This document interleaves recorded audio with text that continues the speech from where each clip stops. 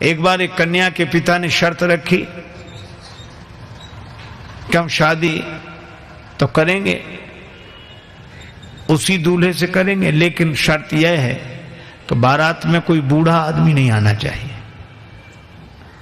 युवकों ने कहा कि ठीक ही है, ये बूढ़े क्या करेंगे ब्याह बारात में, यहीं बैठ के राम राम करें, भजन करें, घर में रहें, काहे को, और विवाह में क्या हम लोग सब जा ही रहे। वृद्ध मान गए, पर दूल्हे का जो नाना था वो बोला ना ना हम तो चलेंगे, हमें तो ले चलो। नाना वो लोग कहते हैं कि बूढ़ा दिख गया तो बारात लौटा दी जाएगी। नाना बोले तो ऐसे ले चलो कि दिखे नहीं, पर ले चलो। किसी तरह इंतजाम किया गया, गाड़ियों में जहां सामान रखते हैं उसमें ही नाना को किसी तरह छिपा कर ले गए। बारात पहुंची, कन्या के पिता ने अपना एक आदमी भेजा, देखो कोई बूढ़ा तो नहीं आया है। संवाददाता ने समाचार दिया कि कोई बूढ़ा नहीं आया। तो कन्या के पिता ने एक शर्त रखी कि हम विवाह के लिए तैयार हैं, पर बारातियों को हमारी एक शर्त पूरी करनी पड़ेगी। गांव के बाहर जो नदी बह रही है उस नदी में पानी की जगह शुद्ध दूध बहाओ तो हम विवाह करेंगे। अब बहुत अकल लगाई लड़कों ने, नदी में पानी की जगह शुद्ध दूध, इम्पॉसिबल, असंभव। तो कहा चलो बारात वापस ले चलें। बारात वापस लौटने लगी। किसी ने कहा बारात तो लौट ही रही, नाना के काहे को प्राण ले रहे हो, बाहर निकाल ले। नाना से कहा कि निकाल आओ। नाना बोला क्या बात है, वो कहा अब तो बारात ही वापस जा रही है। कहा क्यों? कहा वो कहते कि नदी में पानी की जगह शुद्ध दूध बहाओ। नाना मुस्कुराया कि छोटी छोटी बातों पे कहीं बारातें लौटती हैं।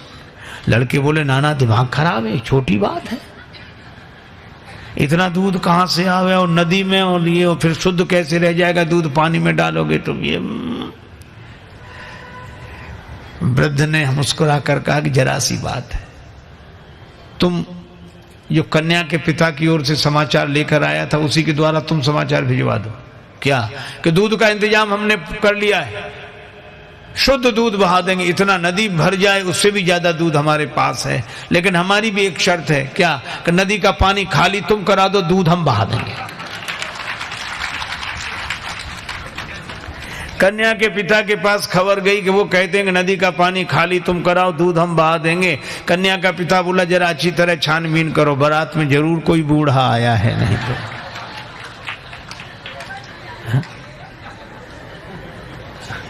वृद्धों की महिमा है। देखो आज के समय की एक घटना सुनाऊं। एक बार क्या हुआ, रेलगाड़ी के एक डिब्बे में कुछ नवयुवक विद्यार्थी चढ़े, लड़के 10-12 लड़के, और संयोग की बात वो डिब्बा खाली था। एक बूढ़ा आदमी किनारे सीट पर बैठा, अपनी माला लिए राम राम राम राम राम राम कर रहा है, और लड़के देखा।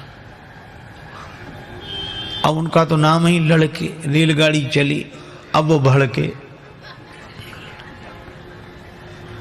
नाम ही लड़के, जहां जाए वहां से लड़के आए। घर में रहें तो लड़के, बाहर जाएं तो लड़के, इससे लड़के उससे लड़के। अब रेलगाड़ी चल रही थी, वो 10-12 लोग लड़के बोले कि बड़े बोर हो रहे, कुछ करो। कहा इसमें क्या करोगे, बैठे रहो आराम से। कहा नहीं कुछ तो करो। कहा क्या करें? कहा जंजीर खींचो, गाड़ी रोको। अरे कहा देखते नहीं 500 रुपये जुर्माना और 6 महीने कैद, साफ साफ लिखा, या दोनों हो सकते। तो कहा हम लोग इतने लोग हैं, 500 रुपये इकट्ठा नहीं कर सकते।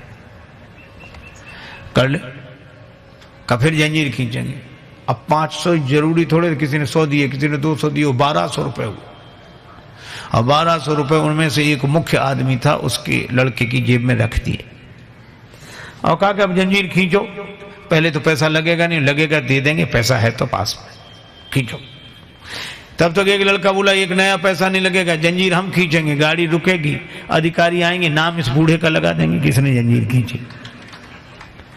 अब बूढ़ा बेचारा बहुत हाथ जोड़े कि भैया हमने आपका क्या बिगाड़ा बच्चों, हमें काहे को, अरे ऐसा मत करो।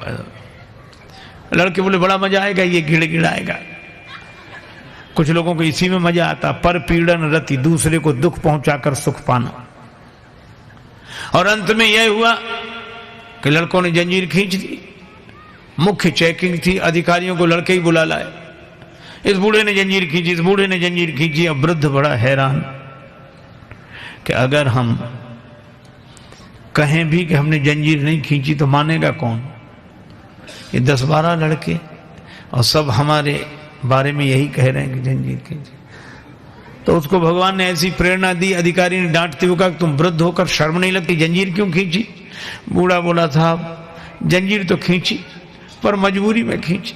क्या मजबूरी थी? हमारे पास 1200 रुपए थे, इन लड़कों ने छीन लिए, इसकी जेब में रखे।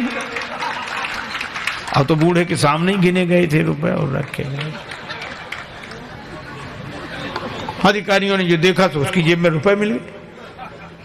ईमानदारी का जमाना था, बूढ़े को 1200 रुपए मिले और शाबाशी दी गई कि बड़ा साहस का काम किया, बहादुरी का काम किया। अब लड़के एक दूसरे का मुंह देखेंगे, ये तो हम सोचते ही नहीं थे। वृद्ध को तो 1200 रुपए मिले, लड़के पकड़ गए। अगले स्टेशन पर गाड़ी रुकी तो पुलिस वाले लड़कों को पकड़ के ले जा रहे थे। तो खिड़की के पास से निकले तब बूढ़ा अपनी सफेद दाढ़ी पर हाथ घुमा के बोला, ये बाल ऐसे ही थोड़े सफेद हो गए, बड़े आए थे हमको फंसाने के लिए।